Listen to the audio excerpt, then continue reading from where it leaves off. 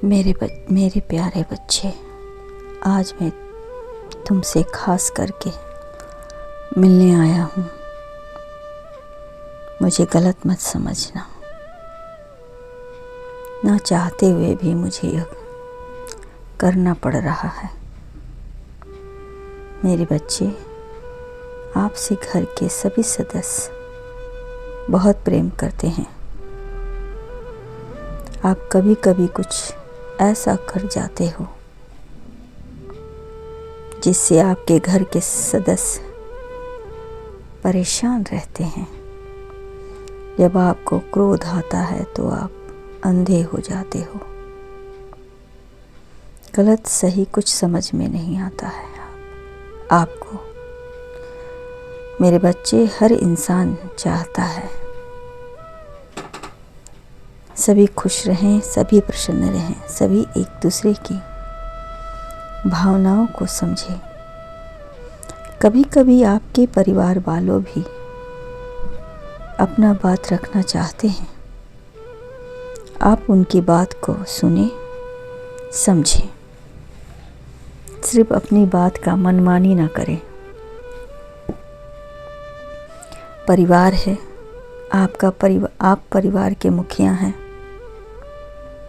आपको सबकी फरियाद सुननी चाहिए। सिर्फ क्रोध करने से घर का माहौल खराब होता है। सभी दुखी होते हैं, इसलिए उनकी भी बात सुने। यदि वे लोग सही हैं तो आप उनका सपोर्ट करें, और बात गलत है तो आपको अनुचित लगती है तो आप उसे प्यार से समझाएं और उसका कारण भी बताएं। अपने परिवार से हमेशा खुलकर बात करें। बच्चे छोटे हैं तो प्यार से समझाएं, और यदि बड़े हैं तो उसे दोस्त बनकर समझाएं। यदि आपने अपनी जिद नहीं छोड़ी तो मुझे जानबूझकर या मजबूरी में यह कदम उठाना पड़ेगा।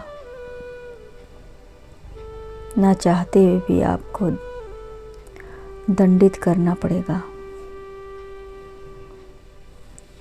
ना चाहते हुए भी यह काम मुझे करना पड़ेगा। मेरे बच्चे, आपके घर के मुखिया हैं। आपके ऊपर सबकी जिम्मेवारी है। यदि आप ही मनमानी करने लगे तो आपका घर बिगड़ जाएगा। इसीलिए अपने घर में शांति चाहते हैं तो मिलजुल कर रहें। सबकी भावनाओं की कद्र करें, समझें और उन्हें भी समझाएं और सहयोग करें, क्योंकि वह भी एक दिन बड़े हो जाएंगे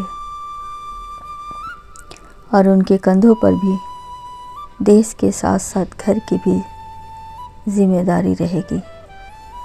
इसीलिए मैं कहता हूँ, आप जो दोगे वही आपको मिलेगा। बेहतर दोगे, उससे कई गुना बेहतर मिलेगा। अभी भी वक्त है, सब कुछ सही तरीके से संभालो और अपने बच्चों पर खुशी का ख्याल रखो। वह खुश रहेंगे, तुम्हारा जीवन खुशहाल रहेगा। मेरे बच्चे, किसी भी प्रकार की चिंता या लालच मत पड़ो। जो है उसी में संतुष्ट रहो, क्योंकि यहीं से तुम्हारे जीवन की अंतिम पड़ाव भी शुरू होगी, जो तुम्हें सीधे स्वर्ग की अनुभूति देगी। क्योंकि स्वर्ग कहीं है तो यहीं है और यहीं है। तुम्हारा कल्याण हो।